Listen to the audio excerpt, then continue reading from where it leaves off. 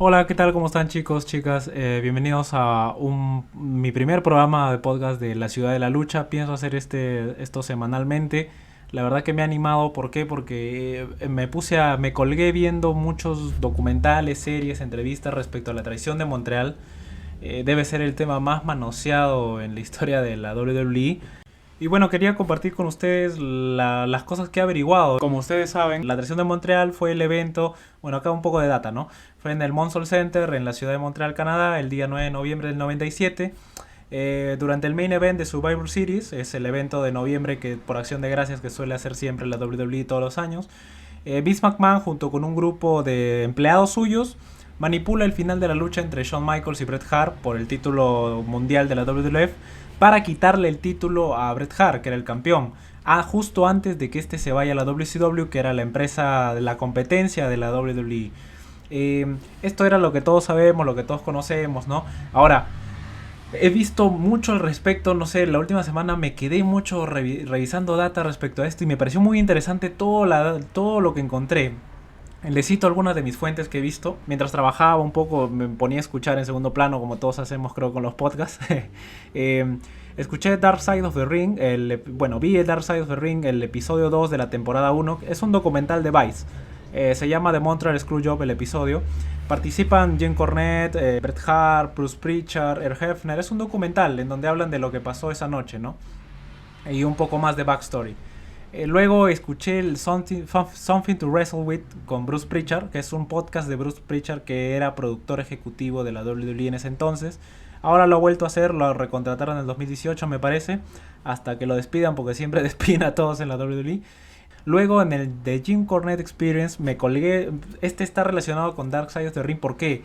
Porque en el documental de Dark Side of the Ring, Jim Cornette revela que él le dio el final a Vince McMahon, el final de la lucha. Él le propuso ponlo a Bret Hart en el Sharpshooter. ¿Quieren saber más de eso? Quédense escuchando este podcast. No, por favor no se vayan a ver las fuentes que le estoy citando, porque acá lo he compilado todo, lo he traducido y me ha tomado la vida. Yo les voy a poner todo bacán y si les gusta lo comparten con sus amigos, ¿no? Bueno, luego vi el documental de la WWE Greatest Rivalries, Shawn Michaels contra Bret Hart, las grandes rivalidades, en donde Shawn Michaels y Bret Hart se sientan el uno junto al otro frente a Jim Ross y dan su versión de los hechos cara a cara, ¿no?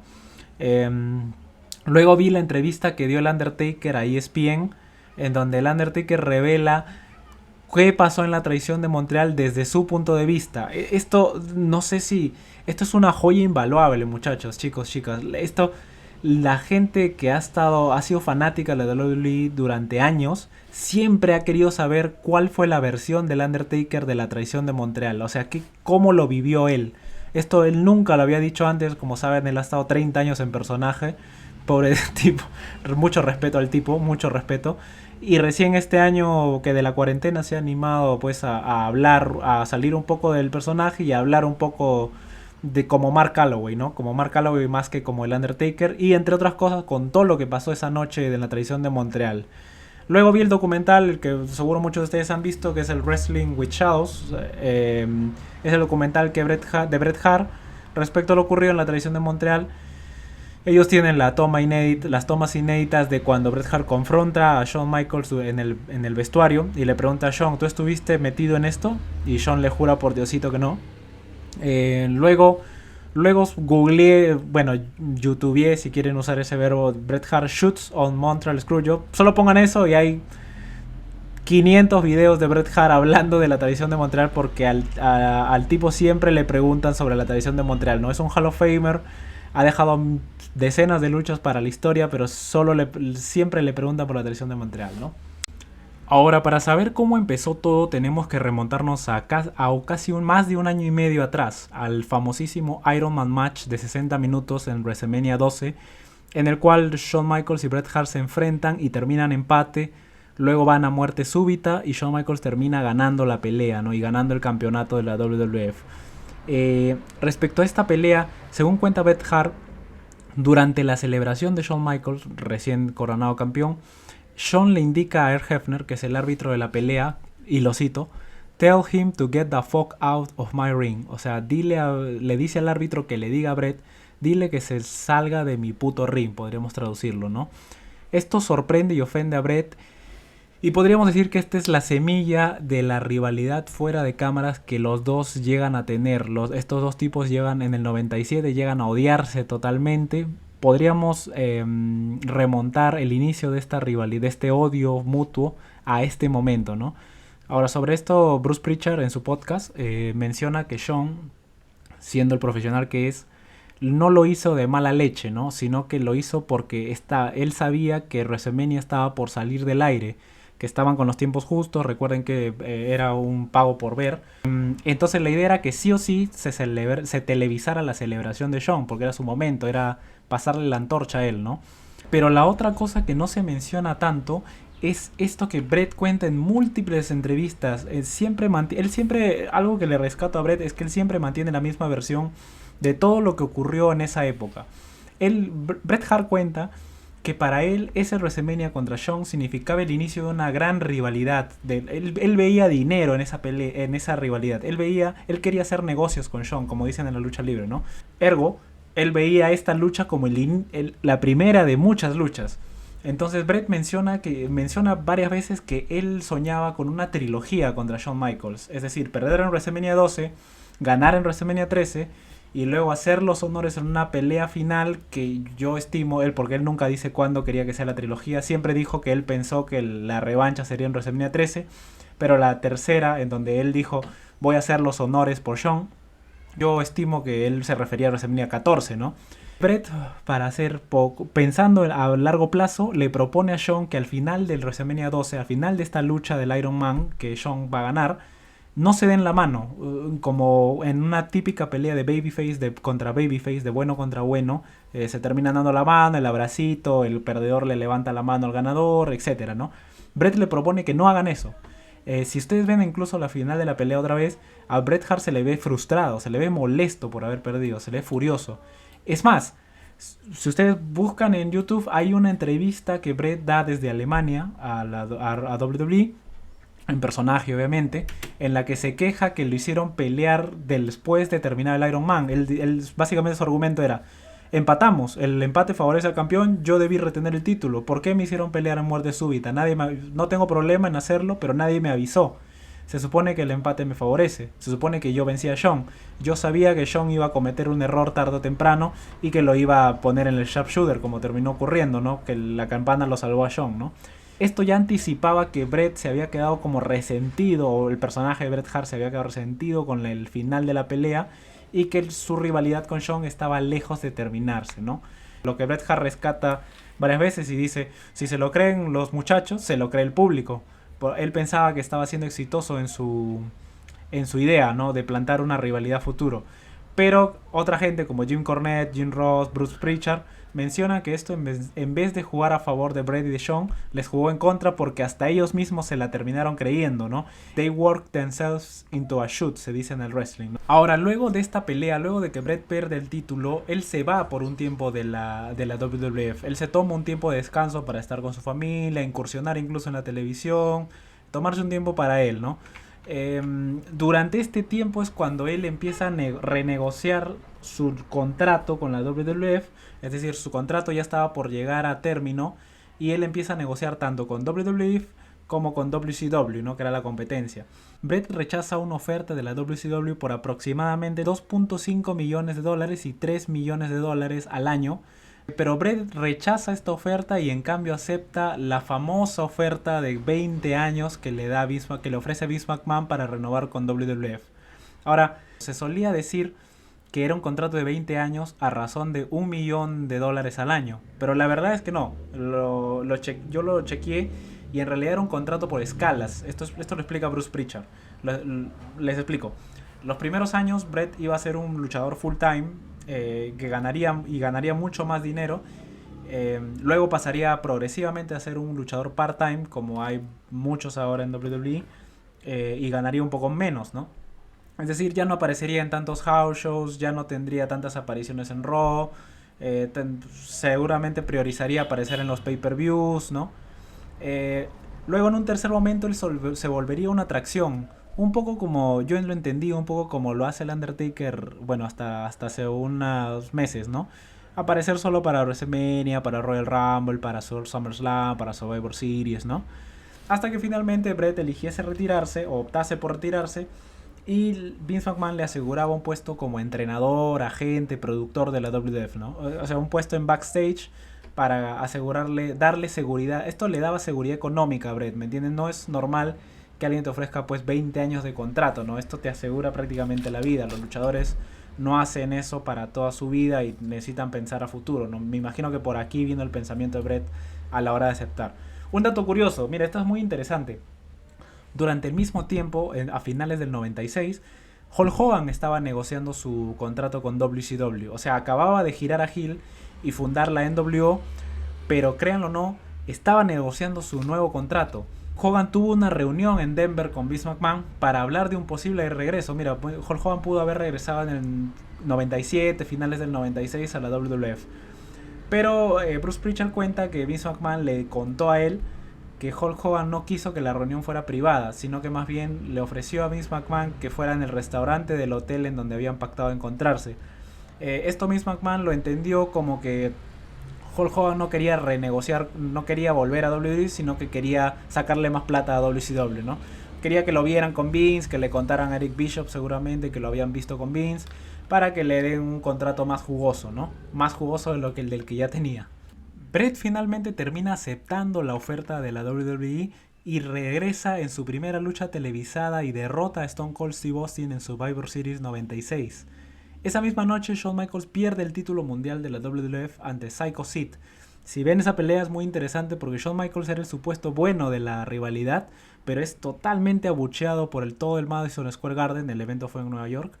Y Psycho Sid pese a ser el villano, es ovacionado de pie cuando gana el título esa noche, ¿no? En enero del 97, Stone Cold Steve Austin gana la Royal Rumble eliminando a Bret Hart con una actuación espectacular. Vean, si hay alguna pelea en la que Stone Cold Steve Austin se proyecta como la nueva gran cosa de la WWE, es esa pelea.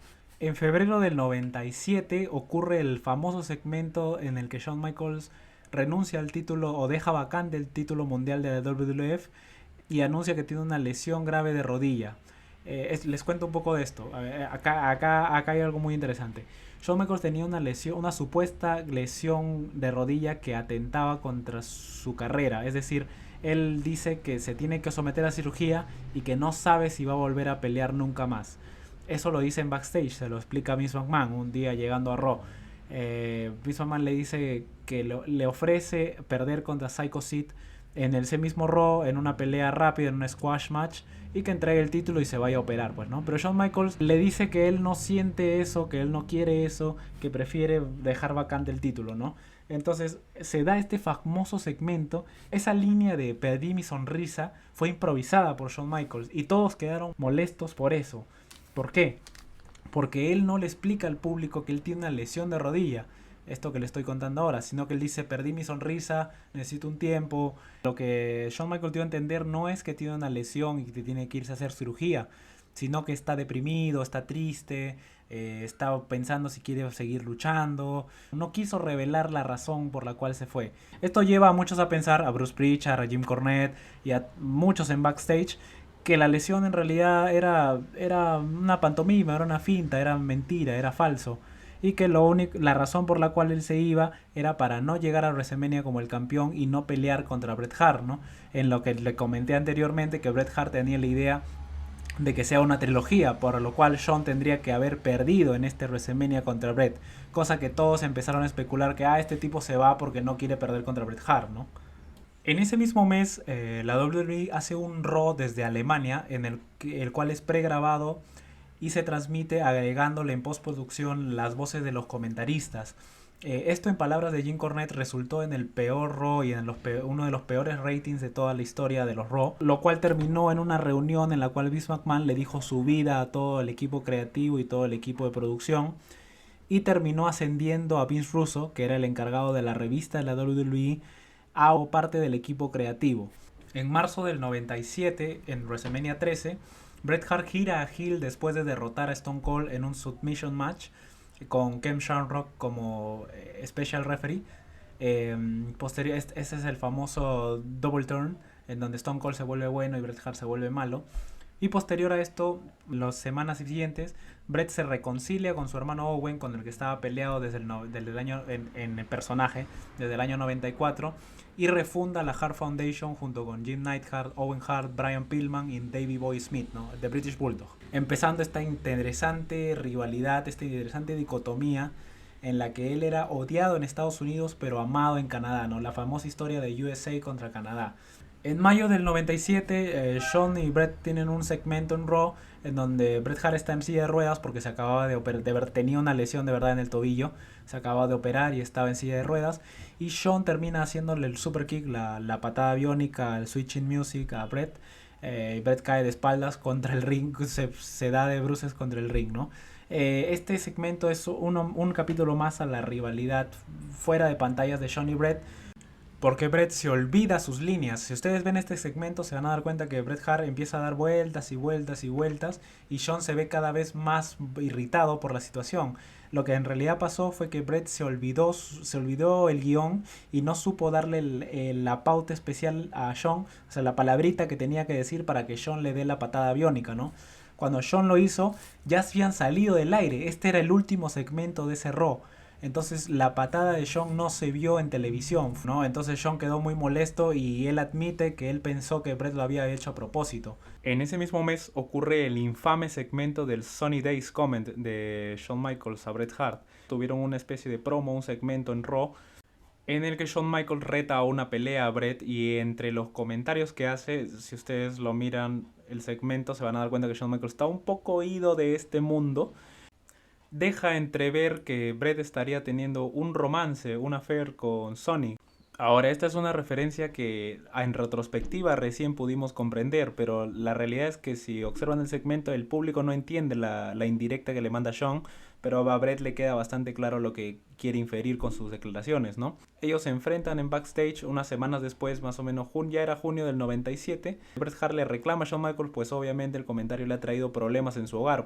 Palabras van, palabras vienen, y Bret Hart y Shawn Michaels terminan atrapados en una especie de pelea callejera, en la cual, según ellos mismos declaran, no se intercambiaron puños, sino más bien se agarraron del cabello, ¿no? Según las palabras de Bret Hart, parecíamos dos prostitutas en los suburbios peleando, ¿no?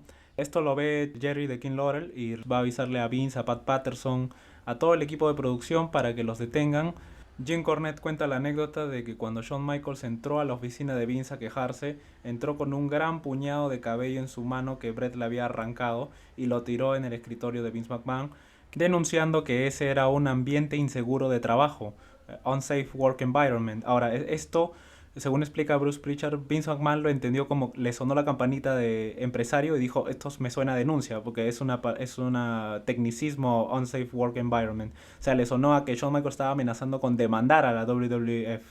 Y al mismo tiempo empezaron los rumores, pues, de que Shawn Michaels quería irse a la WCW, que había empezado a contactar a sus amiguitos de Nash y Hall para saber qué tal era, pero la realidad es que él se quedó y tuvo un pequeño run con Stone Cold como campeón en parejas. En agosto del 97, esto lo puse como referencial, la fecha no es exacta. Durante estas fechas Vince McMahon decide que el main event de WrestleMania 14 sea Stone Cold ganando el título mundial.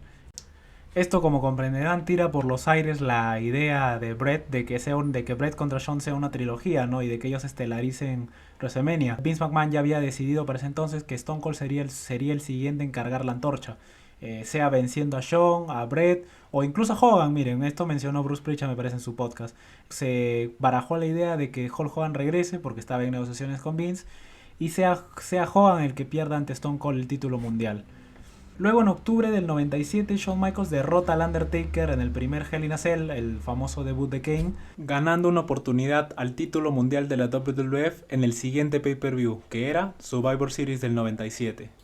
Durante esta misma época, Vince le dice a Bret durante una reunión privada que no puede pagarle el contrato que le prometió, el famoso contrato de los 20 años, y que mejor acepte la oferta de WCW, ¿no? Los 3 millones anuales. Bret Hart, obviamente decepcionado, decide aceptar la oferta de WCW e irse en cuanto vence su vigente contrato, que vencía el 5 de diciembre del 97, aceptando a su vez perder el título mundial de la WWF que él había ganado en SummerSlam del 97 al Undertaker, después de un silletazo de Shawn Michaels, que era el árbitro especial. Pero ¿qué pasa? Todo se malogra el 12 de octubre del 97. Bret Hart cuenta que él esa noche se acerca a Shawn en backstage, se reúne con él e intenta hacer las paces. Sus palabras fueron, le dice, siempre estarás a salvo, Shawn, siempre estarás a salvo conmigo, siempre te voy a cuidar la espalda, nunca te voy a hacer daño y que no tengo ningún problema en perder el título ante ti. A lo cual Shawn le responde que aprecia sus palabras, pero que él no haría lo mismo por Bret. Es decir, él jamás perdería ante Bret. Bret entonces estalla en ira y se va a donde Vince McMahon y le dice que se rehúsa a perder ante Shawn Michaels en Canadá, lo cual nos lleva a los eventos ocurridos esa famosa noche en Montreal.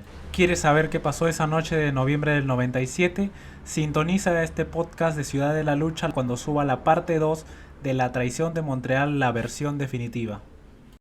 Si te gustó este video, compártelo, suscríbete y dale like. Sobre todo me ayudaría que me dejen sus comentarios para saber en qué puedo mejorar o qué les pareció la información compartida con ustedes. Les mando un abrazo virtual. Chao, chao.